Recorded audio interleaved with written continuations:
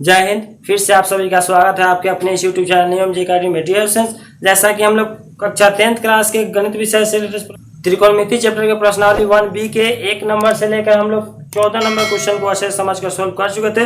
Dear students, आज हम उसी प्रश्नावली 1B के 15 नंबर क्वेश्चन को समझ कर सोल्व करेंगे। तो चलिए डियर स्टूडेंट्स, सबसे पहले इस क्वेश्चन को समझते हैं, फिर इसको हम लोग सोल्व करते हैं।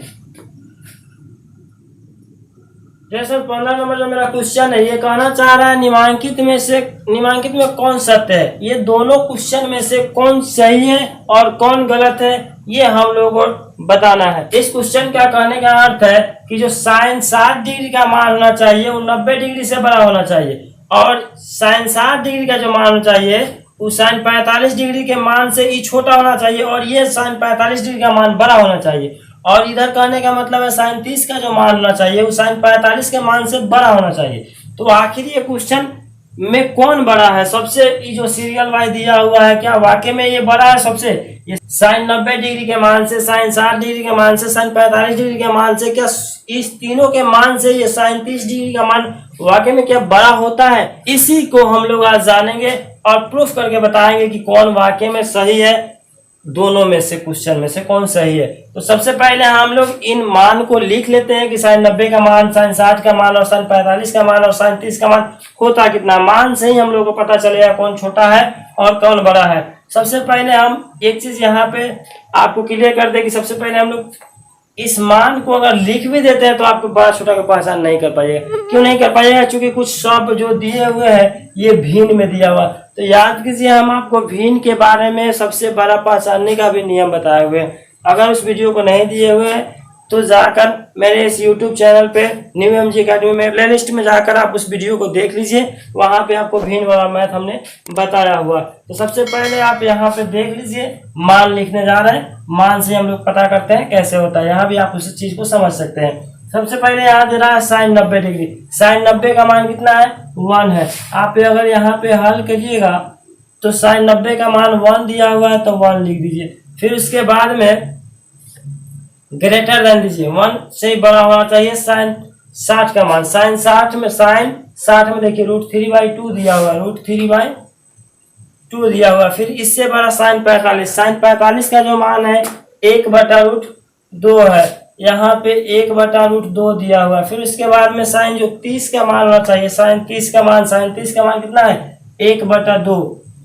अब जरा आप समझिए, आपको तो पता होना चाहिए कि ई क्या है? आधा है। 1/2 का मतलब क्या हुआ? आधा है। फिर उसके बाद जब एक यहाँ 90 डिग्री, एक बड़ा है कि आधा बड़ा, आप इसी से अनुमान लगा सकते हैं कि एक तो सबसे बड़ा होता है, लेकिन क्या है ना, हम सबसे बड़ा है। तो ये गलत है, ये सही नहीं है।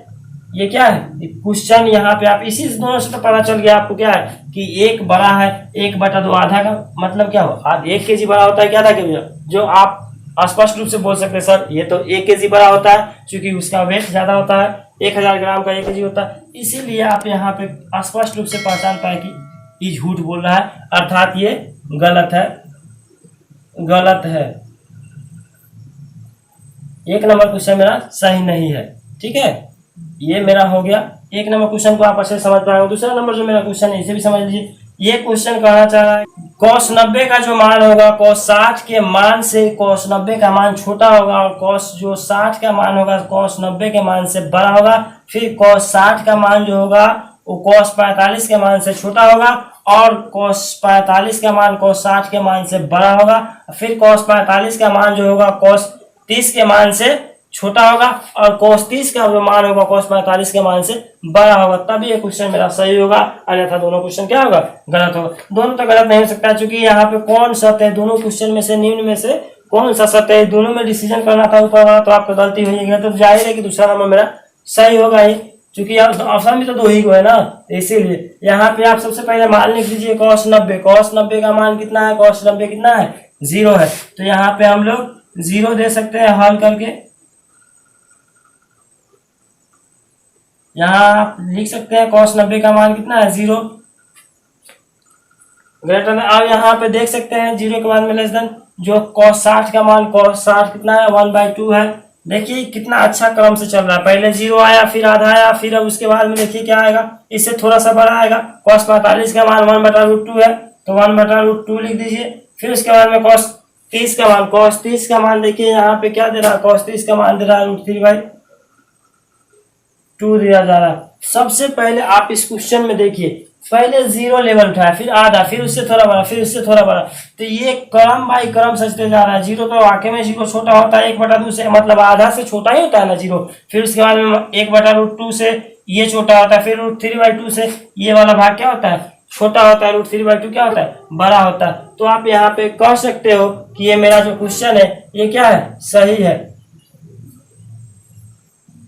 करेक्ट आंसर जो होगा आपका दूसरा नंबर आंसर दिया होगा 15 नंबर क्वेश्चन में। दोनों में से पहचानना था कौन बड़ा है। जैसे उम्मीद है आप 15 नंबर क्वेश्चन को समझ पाएंगे। अगर वीडियो अच्छी लगे तो प्लीज चैनल को सब्सक्राइब कीजिए, वीडियो को लाइक कीजिए तथा शेयर कीजिए, ताकि मेरी हर वीडियो आपके पास सफलतापूर्वक पहुंचती है। जैसे आज की क्लास में इतना ही, फिर मिलते हैं हम लोग अगले वीडियो में। तब तक के लिए धन्यवाद। जय हिंद।